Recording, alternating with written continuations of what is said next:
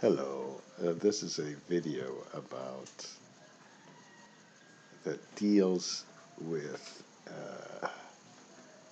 one of the subjects in advanced project financing and structuring analysis. I hope that some people will look at this one, this page in the website, at least.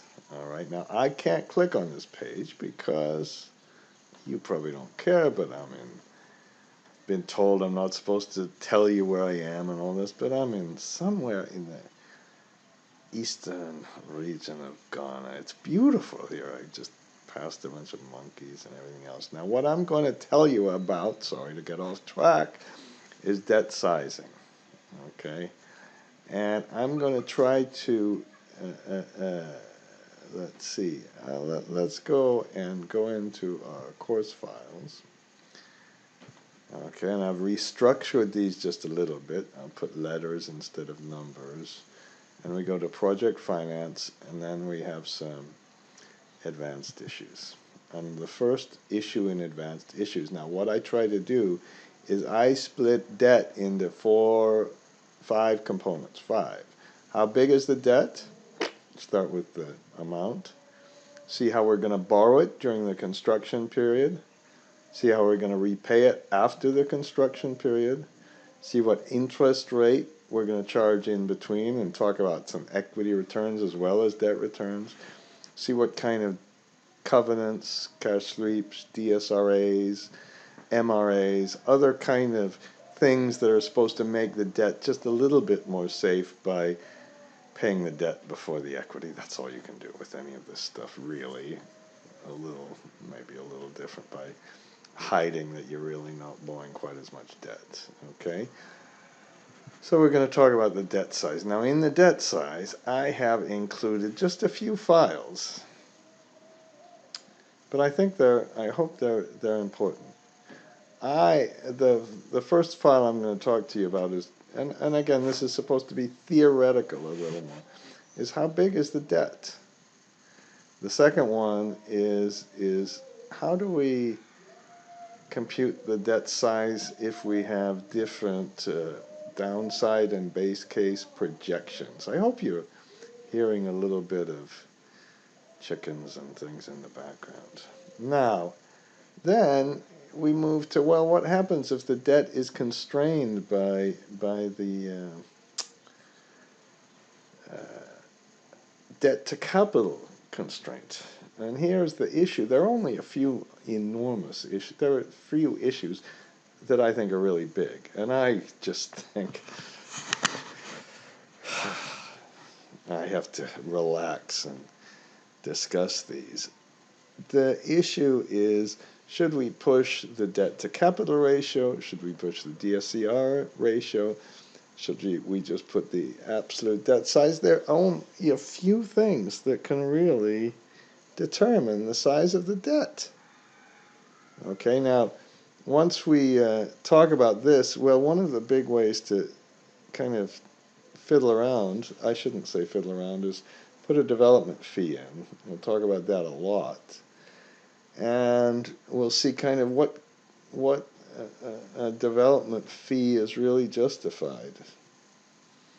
Okay, and then we've got some bond versus bank financing and some issues which demonstrate just how important the debt size is with different circumstances. So this is, again, a theoretical analysis.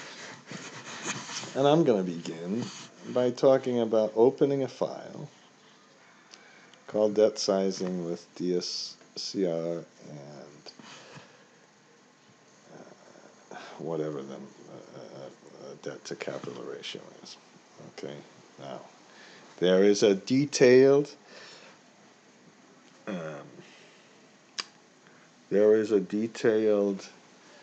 file that describes how some of the mechanics of making this analysis, and it's a thing that just is supposed to isolate on some projects. Here's one of the things: final maturities. Why did I put final maturities? Here's the issue: maximum leverage 87:13. Leverage determined from DSRA of 2.5 under P50 case. Well, sometimes the maximum leverage will cause the debt to be a constraint. Sometimes the 1.25 will cause the debt to be a constraint. Here's another thing. The senior debt financing cannot be more than 80% of the project cost, but down here, and we even have a fixed amount, and we also have another thing. It seems to put a little thing error. DSCR in the financial ratio in the financial case won't be more than 1.35 using a P50 and 1.0 P99. This seems to be a kind of, I call this the US-based kind of approach. The European approach has kind of different criteria. So what you find is various different criteria given by the bank, standard kind of criteria. Maybe this is a little bit of an aggressive debt-to-capital ratio.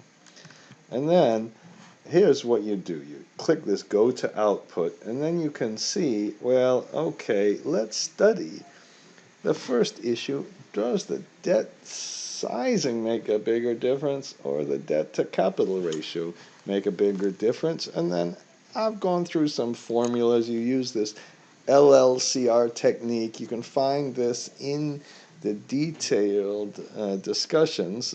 Essentially, when the LLCR computed on the basis of the debt to capital, I'm being very confusing,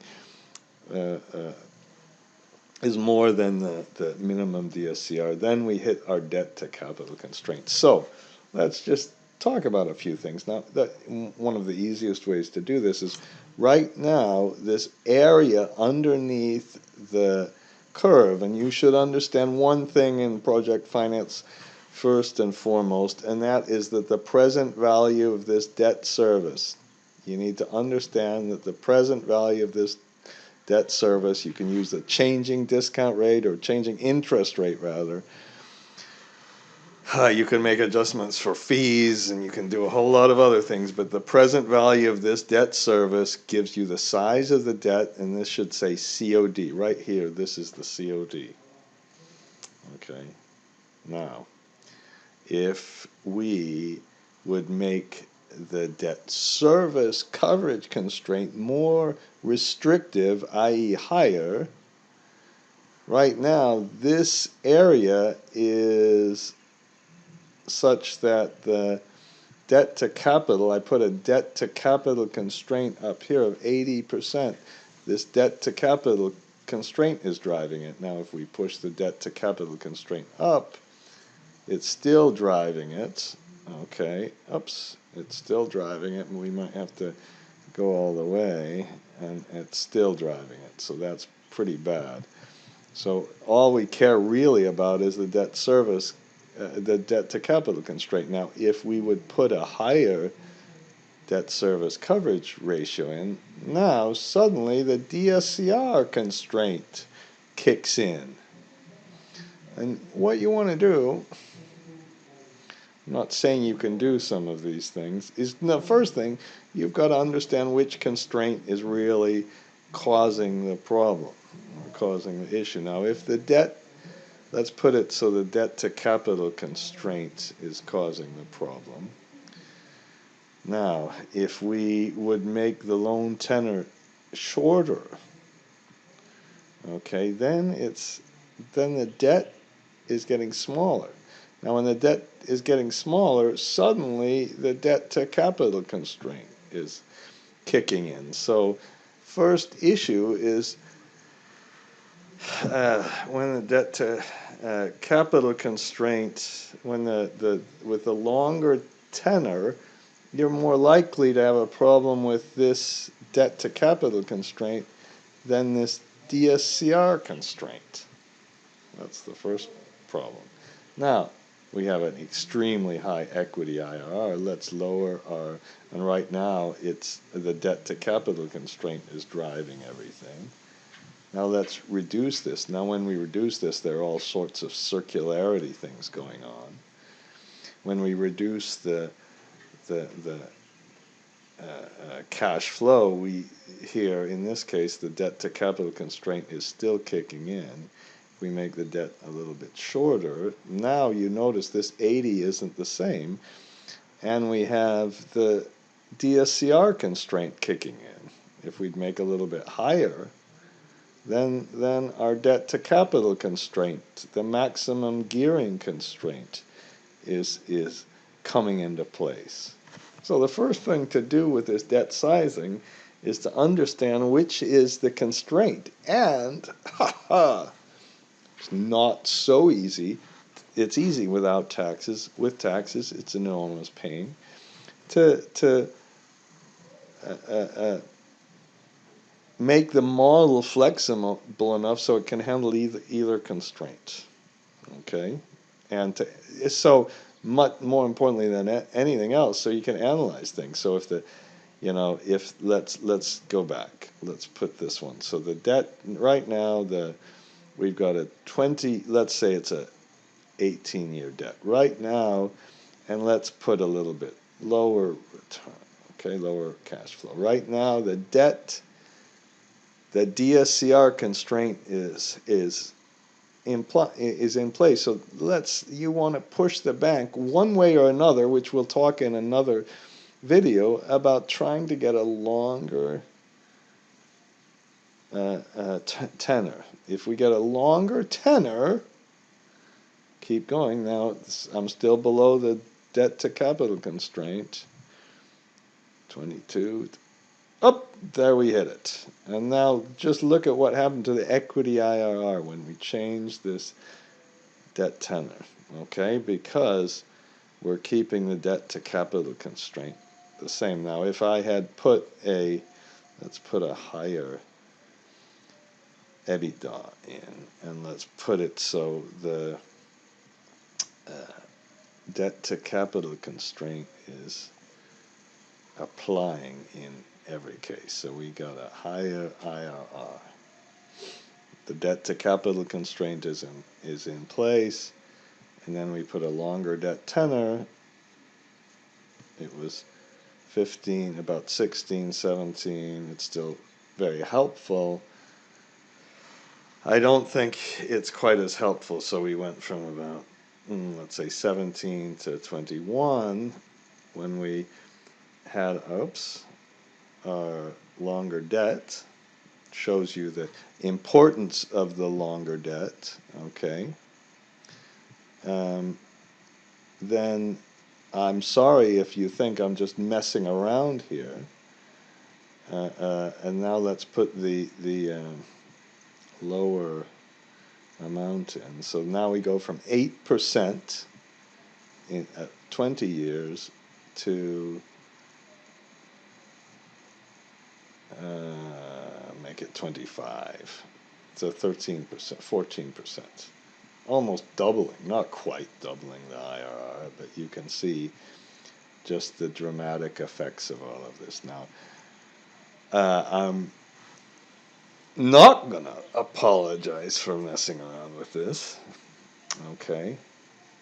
Because this is what I think your big models should be able to do, but if your big models can't do this, you should be able to illustrate to your boss and other people the effect of some of these things.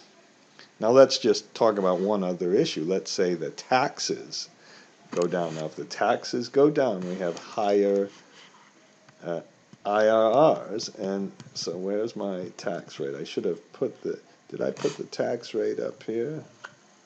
I didn't put the tax rate up here, and I made a big effort. Let's say the tax rate goes down to 0. If the tax rate goes down to 0, then let me see, where were we before? We were at 8.69, we're at 8.69, and now we have a DSCR constraint because we have higher cash flows. When the tax were excuse me, were 30%. The reason we have a little bit of a different pattern is I made an assumption for the tax return. It's very interesting. It doesn't change much. This time we have a DSCR constraint as well. All right. I am not going to, let me pause for a minute. Let me see what's going on. Okay, I had to make a couple of adjustments. Excuse me for this. I changed, there were some negative taxes in this. This is why I had to make them. Now, in this case, we have 30% tax rate. We have a target DSCR and an actual DSCR, meaning the DSCR constraint is being applied. Perhaps this should be some kind of better background. Let's put I don't know, good, a green. What a waste of time, okay? And then now we change if we have lower taxes, we have higher cash flow. We have higher cash flow, that means the RA constraint will be relatively less important and the maximum debt to capital gearing constraint comes into play. And you can see now that putting a 30% tax rate in compared to a 0% tax rate had a pretty big effect on the IRR, in part because of all the stuff that's going on. Let's put our DSRA constraint down to here, and then let's put a 30% tax rate in versus a 0% tax rate, and we get a different kind of answer now. We get a little bit more debt, and we hit up to the debt to capital constraint. Okay, if I put in higher, let's put in lower. If we put in lower EBITDA, that means our DSRA constraint will continue to be in place. And I'm immediately looking at the ROE. It's a big effect. Let's put a much higher cash flow in.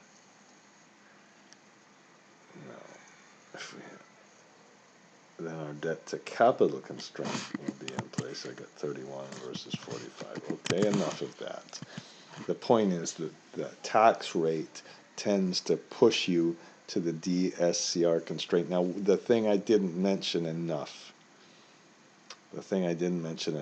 and let me close this one, and while I close this and open it, is the philosophy of a debt to capital constraint versus a DSCR constraint. A DSCR constraint is all about forecasts.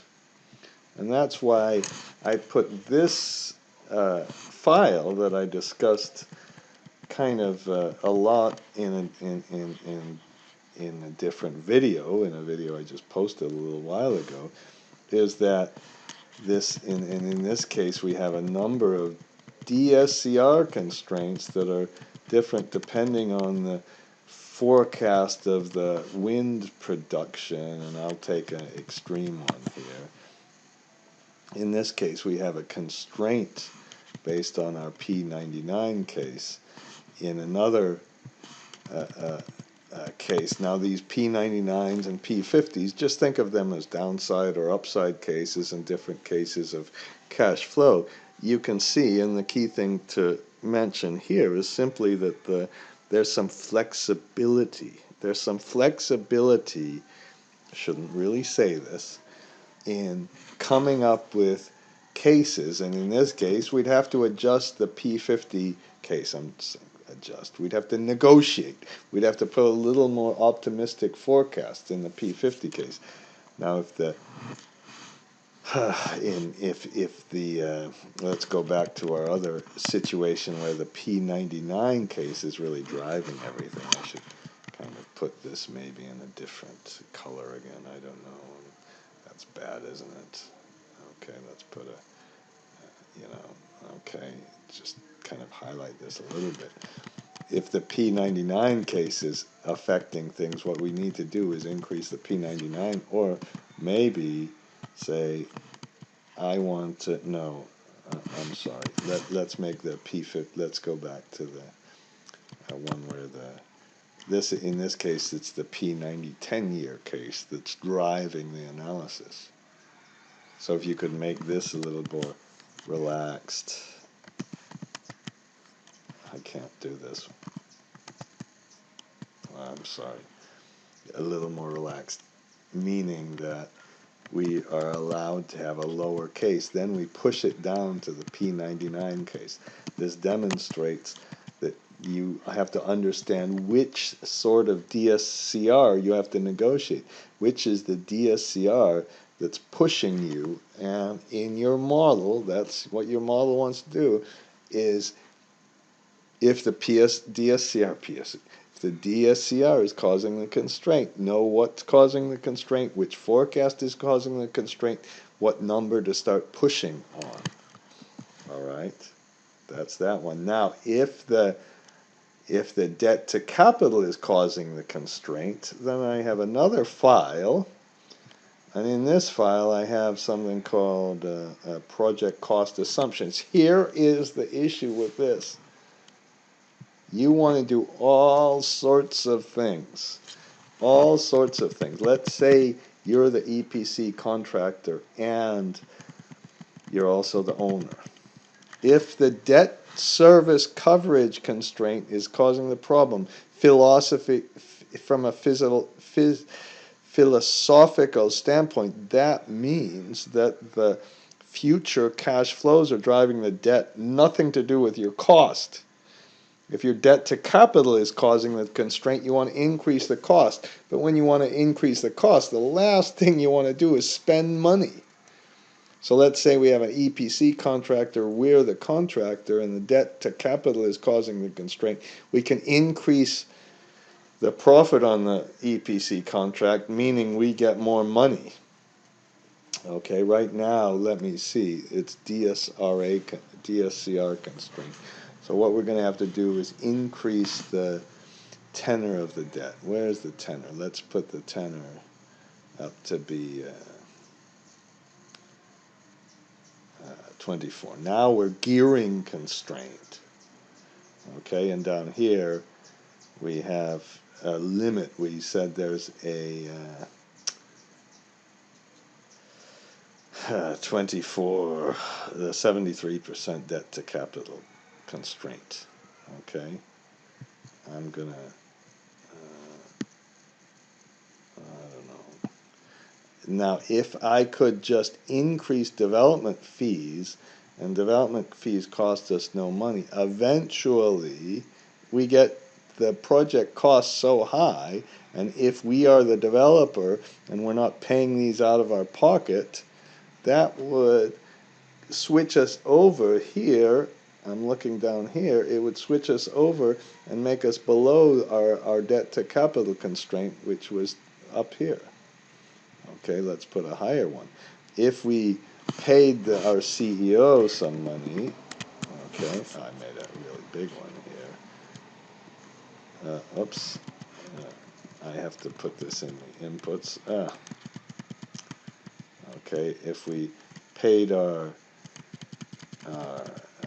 put some profits on the EPC contract, paid some money to our CEO, 300,000. If we donated some land to the project, if we said we have some owner's costs.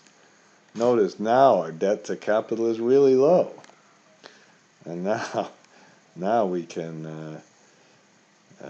Now we don't have to worry about it.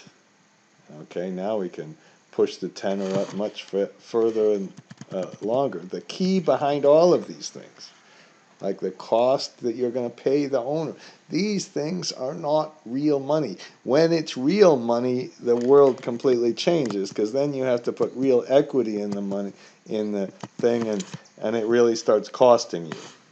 Okay, so if we have no development fees, then we're